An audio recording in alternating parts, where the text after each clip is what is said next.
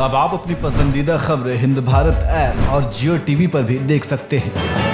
नमस्कार, मैं योगेश शर्मा। हमारे खास कार्यक्रम किस्सा सियासत के में आपका बहुत स्वागत है। वैसे तो नेताओं की राजनीति के बारे में हर कोई बखूबी जानता है, मगर आज हम आपको एक ऐसे मुख्यमंत्री के बारे में बताने जा रहे हैं जो चाय नाश्ते के पैसे भी खुद अपनी जेब से देते थे। जी हाँ, यूपी के वो मुख्यमंत्री जो वास्तव में एक अच्छे और सच्चे नेता थे। तो आज हम बात करेंगे गोविंद बल्लभ पंत की, जिनका जन्म तो पहाड़ों में हुआ था, लेकिन उत्तर प्रदेश का पहला मुख्यमंत्री बनकर उन्होंने सबको हैरान कर दिया। तो उनके जीवन से जुड़ी और भी रोचक चीजें जानने के लिए हमारी ये पूरी रिपोर्ट देखिए। गोविंद जी का जन्म अल्मोड़ा में हुआ था, लेकिन वो मूल रूप से महाराष्ट्रियन थे और उनकी मां का नाम गोविंदी बाई था। इसके अलावा उनके पिता सरकारी महकमे में नौकरी करते थे, जिसके कारण उनके पिता का ट्रांसफ़र होता ही रहता था और यही वजह थी कि वो अपने नाना के पास ही पले बढ़े थे। हालांकि पंत जी की खेलकूद में इतनी दिलचस्पी नहीं थी, लेकिन वो पढ़ाई में काफ़ी होशियार थे। आपको बता दें कि 1937 में पंत जी उत्तर प्रदेश के मुख्यमंत्री बने और फिर दोबारा से वे 1946 से दिसंबर 1954 तक उत्तर प्रदेश के मुख्यमंत्री रहे। 1955 में केंद्र सरकार में होम मिनिस्टर बने। 1955 से 1961 तक होम मिनिस्टर रहे। बता दें कि पढ़ाई करके जब वो वकील बने तो उन्होंने ठान लिया कि वो केवल सच्चे केस ही लड़ेंगे, क्योंकि उन्हें झूठ से बेहद नफरत थी। फिर बाद में गोविंद जी ने कुली बेगार के खिलाफ केस लड़ा, जिसके कानून के मुताबिक लोकल लोगों को अंग्रेजों का सामान मुफ्त में ढोना पड़ता था। इसके अलावा ककोरी कांड में भी बिस्मिल और खान का केस लड़ा था।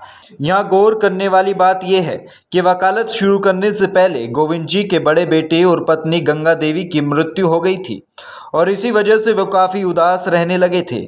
इसके बाद वो अपना पूरा समय वकालत और राजनीति को देने लगे थे और काफ़ी दबाव डालने के बाद ही उन्होंने दूसरी शादी भी की थी।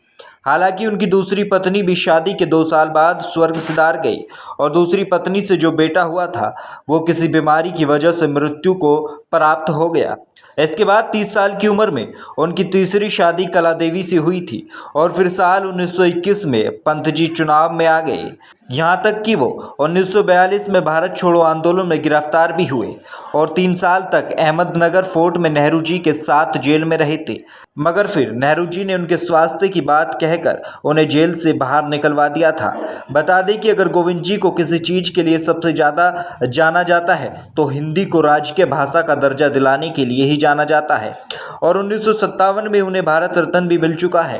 गौरतलब है कि एक बार पंत जी ने सरकारी बैठक की थी और वहां चाय नाश्ते का प्रबंध भी किया गया था। फिर जब सब चीज़ों का बिल आया तो उसमें 6 रुपये और 12 आने लिखे हुए थे, मगर पंत जी ने वो बिल देने से मना कर दिया, क्योंकि उन्होंने कहा कि सरकारी बैठकों में सरकारी खर्चे पर केवल चाय मंगवाने का नियम है और नाश्ते का बिल वही व्यक्ति चुकाएगा जिसने नाश्ता मंगवाया हो। ऐसे में पंत जी ने वो बिल खुद अपनी तरफ से चुकाया था। इसके साथ ही पंत जी ने ये भी कहा था कि सरकारी खजाने पर केवल जनता का हक है, मंत्रियों का नहीं, और उनकी ये बात सुनकर वहाँ मौजूद सभी लोग चुप हो गए थे। आपको ये जानकर हैरानी होगी कि पंत जी को महज 14 साल की उम्र में ही हार्ट की बीमारी हो गई थी और ऐसे में पहला हार्ट अटैक उन्हें 14 साल की उम्र में ही आ गया था। बहरहाल पंत जी के बारे में ये सब जानने के बाद कहना गलत नहीं होगा कि यूपी के वो मुख्यमंत्री जिन्होंने सरकारी खजाने को मंत्रियों का न कहकर जनता का कहा, वे सच में काफ़ी ईमानदार मुख्यमंत्री थे। फिलहाल किस्सा सियासत के इस एपिसोड में इतना ही। ऐसे ही सियासत से जुड़े किस्से आपके लिए हम लाते रहेंगे। देखते रहें हिंद भारत। देश और दुनिया की तमाम खबरों के लिए देखते रहें हमारा चैनल हिंद भारत और लाइक, शेयर एंड सब्सक्राइब करना ना भूलें।